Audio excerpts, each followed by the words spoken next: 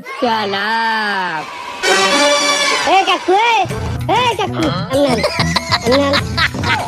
আপনারা কি আমি সালাম দিছি না? তার ওয়ালাইকুম আসসালাম কেন বললেন? বাপু তোরে স্মরণ করাই দিলাম। আমি সালাম না দিলে আমার কাছ দিয়ে কি জোর করে সালাম নেবেন আপনি? এবার তুই ছোট হয়ে সালাম দিয়ে তোর দায়িত্ব না পালন করতে হবে। তার আমি ওয়ালাইকুম আসসালাম দিয়ে তোর উপরে শান্তি করছিস তো এটা বলছি। আমি আমার দায়িত্ব ঠিকই পালন করছি। ভালো জ্বালায় বললাম তো। আসসালামু আলাইকুম। ওয়ালাইকুম আসসালাম। বাজান তুমি আমার সালাম দিলা কে? সালাম দেও না কাকা, আপনি একজন মুরব্বী মানুষ, আর তাছাড়া সালাম দেওয়া সুন্নাত।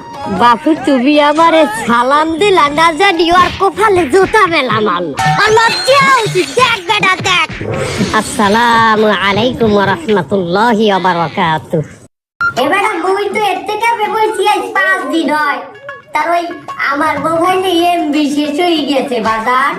আর আমি তো এই মসজিদ তুই লালতার বোনা দুনিয়া বিকাজে আমি যাইতে না, আমি আল্লাহর রাস্তায় আইছি। তুই তো আমার মোবাইলে এমবি রিচার্জ করিয়ে দে দেই। আর সন্ধ্যায় আমার লাইভে যাওয়ার কথা এতে কাপে বইয়া ভাই। এতে কাপে বইয়া দুনিয়া বি চিন্তা সে তো নাকি ভালো। আমার দেখি এমবি আছে মোবাইলে, আছে 300 এমবি। একটু হটস্পট দেওয়া যায় সম্ভব না। আমরা যদি আমি হটস্পট দেই 300 এমবি দিয়ে, আমরা তো টানের চড়ে খাইয়ে লাগবে 250 এমবি। তার আমার এর থেকে কাপড়তে এখনো 3 দিন বাকি আছে। আমি কিভাবে চলবো? হ্যাঁ, অন্তপক্ষে আমার তো শেষের থেকে কাপড়ের দিন একটা ভিডিও করে বলা লাগবে যে এর থেকে কাপ দান বন্ধুরা। আল্লাহ ইমান দান করো সবাইকে।